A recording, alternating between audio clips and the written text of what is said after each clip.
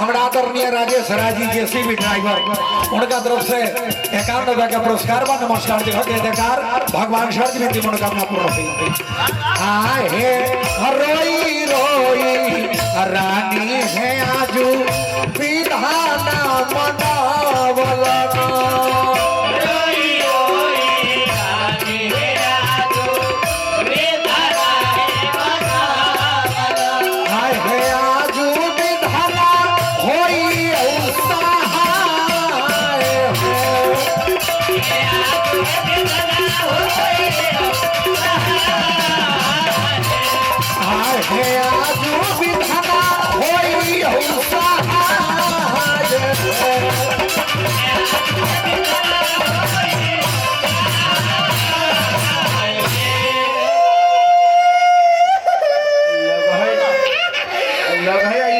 पानी सुखवा देता हाले 5 बोतल पानी चढ़वा लिए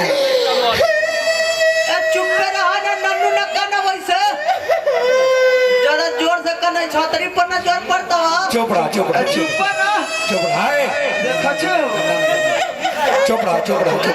ऑपरेशन के दे है देखा छो कितना रोई चुप सुनैना रानी के रोबत बिलाप सुन के सब लोगों जगह नीमन लागल चाहे खराब लागल, लेकिन एक जना जो सभा में बैठल और जिनकर नाम रहे बाबा विश्वामित्र ऋषि।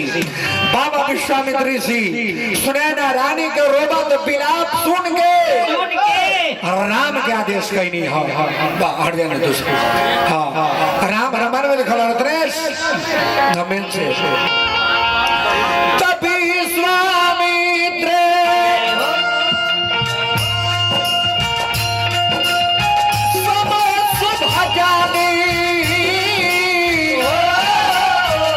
अरे का वही है उठहु राम भजहु भवचापा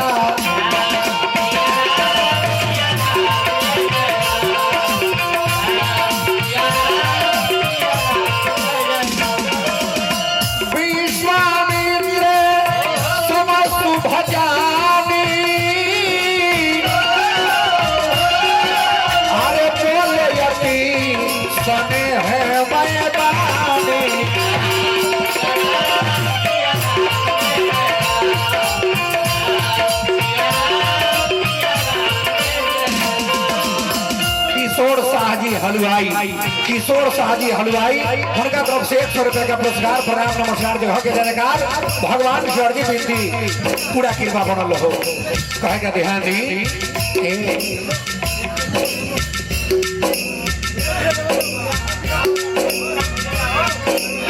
अच्छा उपेंद्र भगत जी व्यास जी के पोता होने के खुशी में 101 रुपया के पुरस्कार दिए। भगवान के कृपा बना रहे उपेंद्र भगत जी की मनोकामना पूर्ण हुई। पोता होने के खुशी में 100 रुपया के पुरस्कार दिए। प्रणाम नमस्कार उपेंद्र भगत जी के जगह के जयकार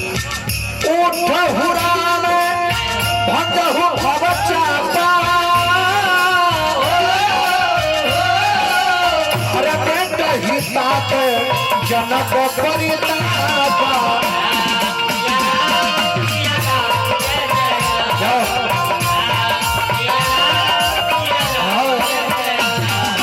राम के बाबा विश्व अब धनुष टूटने का समय आ गया है। आप लोग देखिए माँ बहन आदरणीय हमारा नरेश जी की तरफ से 51 रुपए का पुरस्कार प्रणाम नमस्कार जगह के जयकार नरेश बाबू की मनोकामना पूर्ण हुई बाबा कोयला के दरबार में। चलिए अब धनुष टूटे का समय आ गई बा प्रेम सरोवर बैठी।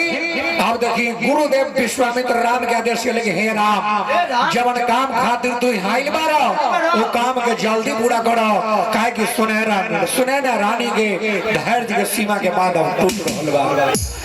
राम जब आ गए धनुष टूटे राम के देखला के बाद सभा में कुछ नर नारी जे रहे जे न पहचानत रहे राम के वो लागल हंसे लगल कहे कि अरे बड़का बड़का देह वाला से बड़का बड़का पेट वाला से बड़का बड़का मोछ वाला से ई धनुष तो हिलबे ना कोई आई लड़का से धनुष टूटी इनका से ना टूटी आज ये भगवान के पहचानत रहे जे भगवान स्वयं विष्णु राम आइल बने तोड़ दिए हैं तो प्रणाम करत रहले। ओहे जगह रामायण में लिखल है कि जाकी रही भावना जैसी प्रभु मूरत देखी तिल तैसी। राम जब धनुष तुरे खातिर आ गए तब सीता जी सूरज भगवान के उन्हें लगली कौन जोर की अर्जी करे। राम धनुष तुरे आइल बारे आ सीता जी लगली सूरज भगवान के कौन जोर की अर्जी करे कि हे सूरज देव रउए कुल के प्रभु श्री राम धनुष तुरे आइल बानी उनका से धनुष तुरवा दिए से जे उनका के हम पति मान ले बानी। कहे के हाँ रणधीर बाबू को बढ़ के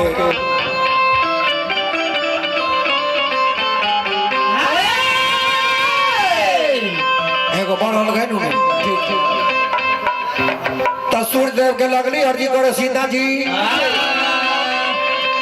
तो सुनबा तो सुने सूरज दे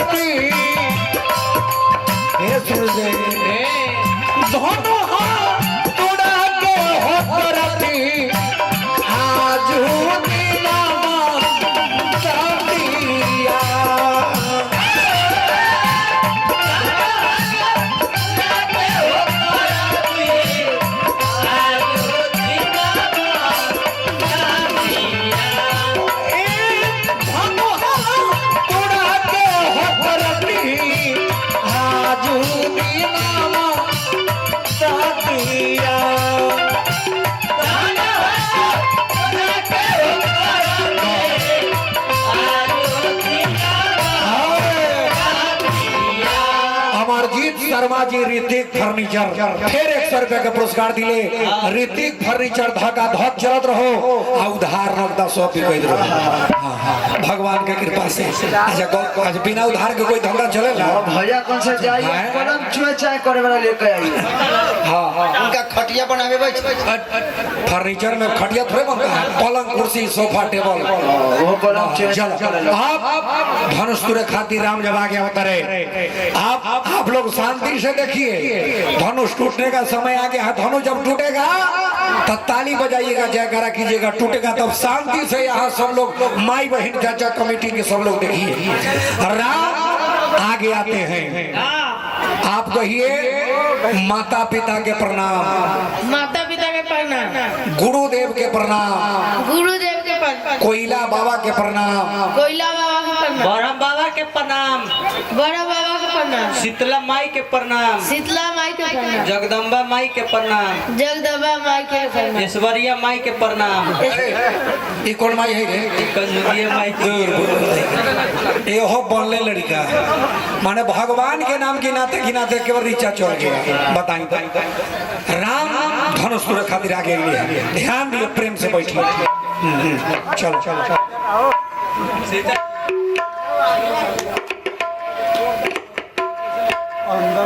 भगवान राम जब धनुष आगे उठा ली हनी 4 गो बात याद पड़ल रणधीर बाबू मेन लीड से तो कौशल्या के लाल जब हाथ में पिनाकली नहा तोड़ने के वक्त बात आई याद 4 है। भगवान राम जब धनुष को उठा ले 4 के बाद उनका याद पड़ल। कौन का कि प्रथम में तोड़ू तो गुल में कलंग लगे, दूजे दिन तोड़ू तो धनु ही गिर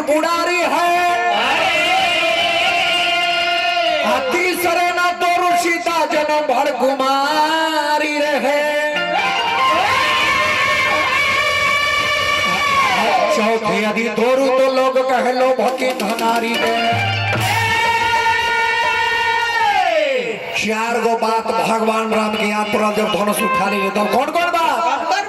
प्रथम में राम सोचते हैं कि आज यदि मैं इस धनुष को तोड़ देता हूँ तो कुल में दाग लगेगा, इसलिए धनुष जो बना हुआ था भगवान राम के पूर्वज थे दधीचि ऋषि, उन्हीं की हड्डी के बना हुआ धनुष था। दोसर में सोचते हैं कि शिव का धनुष है। तेसर में सोचते हैं कि यदि आज नहीं तोड़ेंगे तो सीता आजीवन कुमारी रह जाएगी। चौथा में सोचते हैं कि यदि तोड़ देते हैं तो सारे संसार के नर नारी एक बात बोलेंगे कि भगवान राम एक मर्यादा पुरुषोत्तम हो गए, एगो सुंदर लड़की के लालच में पड़ के धनुष के तोड़ दी। तो चारों बात सोचला के बाद राम का कहले यही जाने रामचंद्र मन में विचार करी।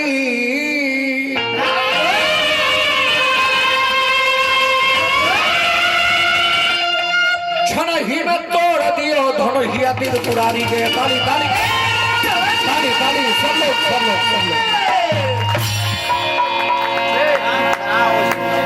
इधर पैसा ली।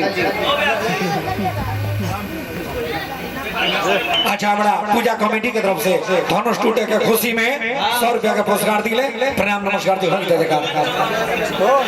अच्छा गणेश जनरल स्टोर की तरफ से 51 रुपया का पुरस्कार नमस्कार जी। भगवान की कृपा बनल हो, पूरा परिवार मंगल में रहो। जय हो। चाय चलवा दियो चाय। अरे तुरंत न पी लो।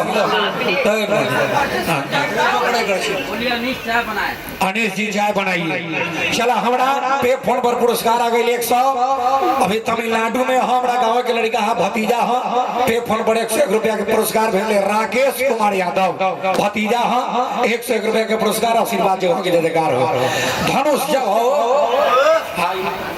इधर हमारा कक्का भैया ई भाई ये लोग ताली पहले बजाए हैं। इधर हमारा माई बहन चाची सब लोग जो है से बाद में ताली बजाए हैं। ये लोग कौन ताली बजाते हैं जानते हैं? कौन ताली? ये लोग वो ताली बजाते हैं जब 2 जना में छोटा छोटी हुआ, जब 2 जना में छोटा छोटी हुआ कि हाथ फ्री हुआ। और जब हाथ फ्री हुआ तो कहे कि दुर्गे गे दुर्गे गे दुर्गे गे दुर्गे गे तोरा भतार के हड्डी पर कबड्डी खेल के दुर्गे। ऐसे वाला को बजाएगा, ऐसे वाला ऐसे वाला बजाएगा, ऐसे वाला दुर्गे दुर्गे वाला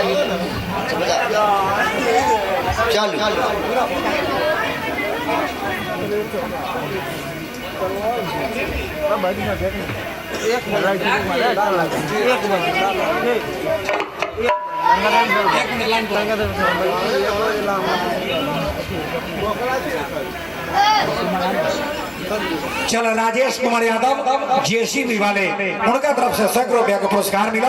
नमस्कार जो के अधिकार भगवान शरदी विनती मनोकामना पूर्ण हुई, पूरा परिवार मंगल में रहो। चलो धनुष टूट गई। हाँ सब लोग जयकारा लगाइएगा। सब लोग धनुष टूट गया है, सब लोग जयकारा लगाइएगा। माई बहन चाचा का कमेटी के भैया लोग। हाँ तो रामचंद्र भगवान की पिछुआ कहेगा बड़ा माई बहन के तू हंस लड़ा अपने के पिछुआ के। आप जो बोल लीजिएगा जोड़े हमारी पंखा बोल लीजिएगा, देखिएगा इनका मुंह पर आप लोग ताकिएगा, बोल देंगे श्री सुकुमारी की। अरे साइलेंट करना है। हम जय करने में पिछुआ जाते थे ना, इसलिए मने मने जय बोल लिया। ओ ये बात है। अच्छा ठीक। अब धनुष टूट गई, जयकारा हो गई। आप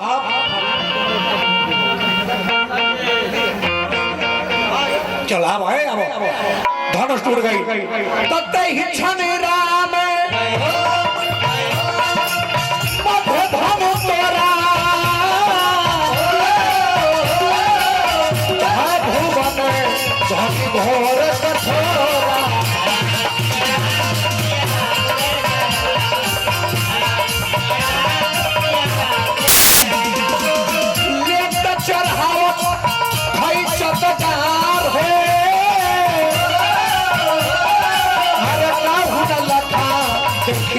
बठारे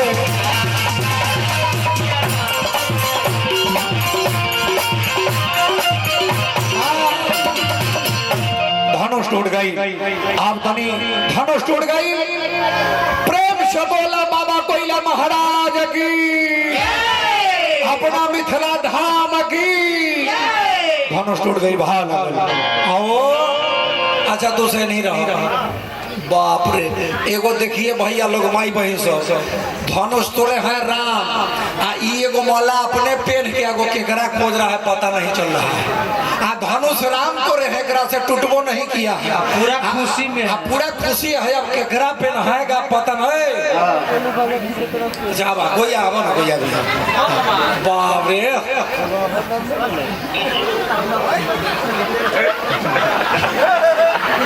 कितना एकदम शर्मा रहे हैं केकरा खोजैसी तपैसी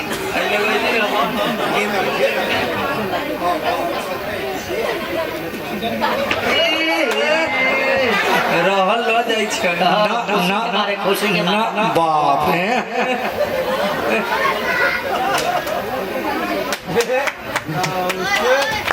हाँ आओ हेलो हेलो आओ तू शादी कर लो जयमाला कर लो केकरा से कौन हो कनिया अरे पगला हम तो तोहर दीदी न रहलियो हरे बहन से कहीं शादी हो लगी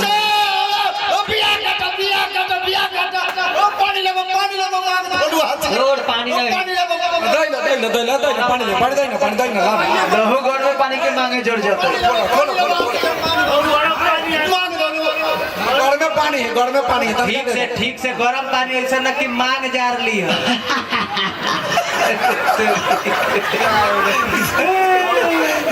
अब मुस्मात हो गई है अखनी भाइये बहन में बियाह तू सकत जाओ गोलू भागा जी के तरफ से 51 रुपया के पुरस्कार नमस्कार दिखाओ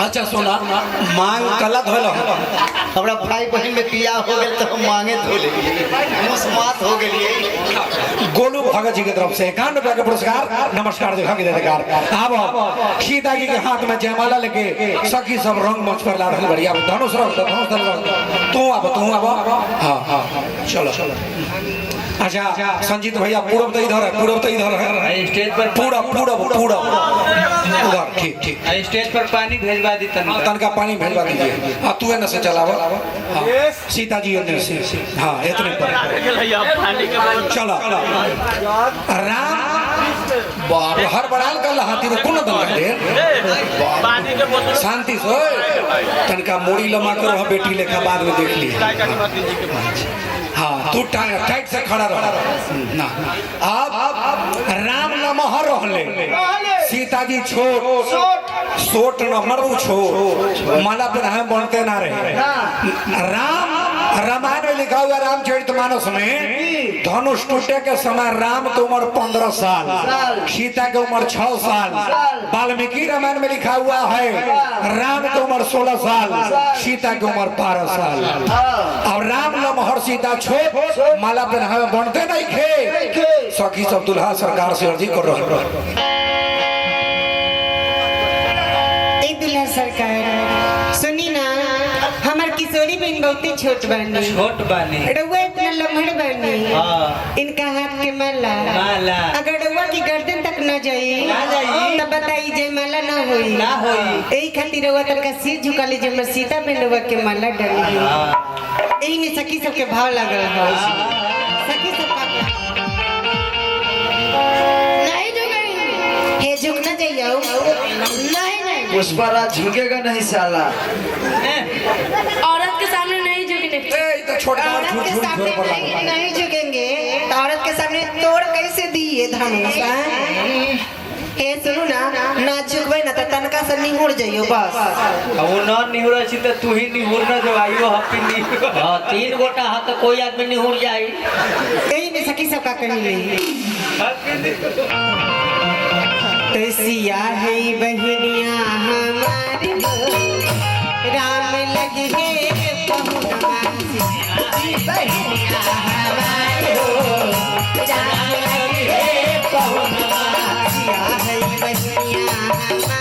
राम लगे पहुनमा सिया है बहिनिया हमार हो राम लगे है पहुनमा राम लगे है पहुनमा लगे है पहुनमा राम लगे है पहुनमा राम लगे है पहुनमा सिया है बहिनिया हमार हो राम लगे है पहुनमा सिया है बहिनिया हमार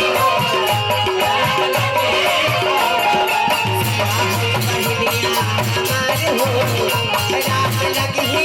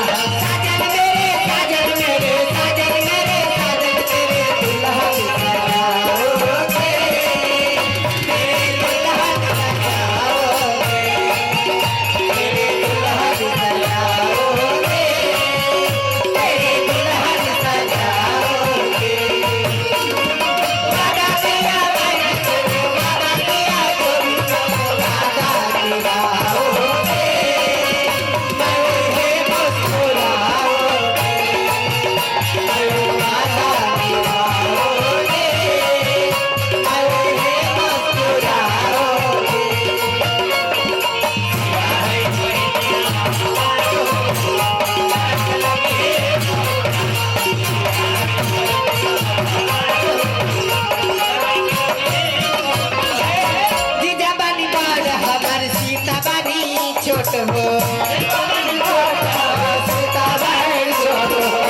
सिर बजकाल की जा होई जय माल हो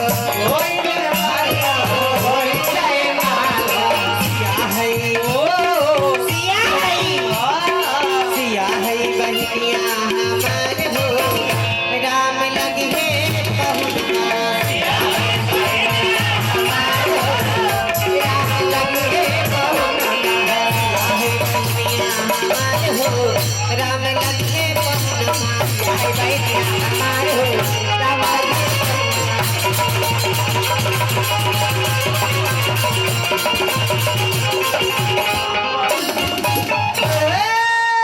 जीजाजी सुनी ना रउआ हल्का सा सीट झुकले जे हमर सीता बेंडवा के माला डाल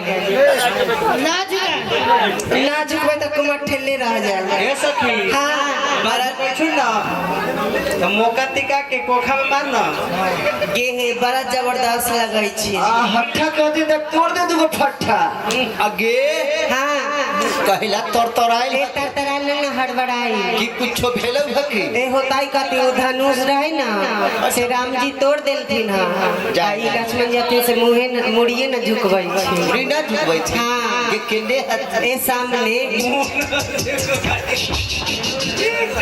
के तो बड़ा सुंदर लगै छन गे सुंदर सुंदर आगे हाँ। मिथिला के नाते त सीता जी हमरा सबके बहिन लगै छथिन हाँ। त ई त लगला थिन जी जा जी इनका करब भर रात नतीजा जी अब पूछ के देखिए पूछ का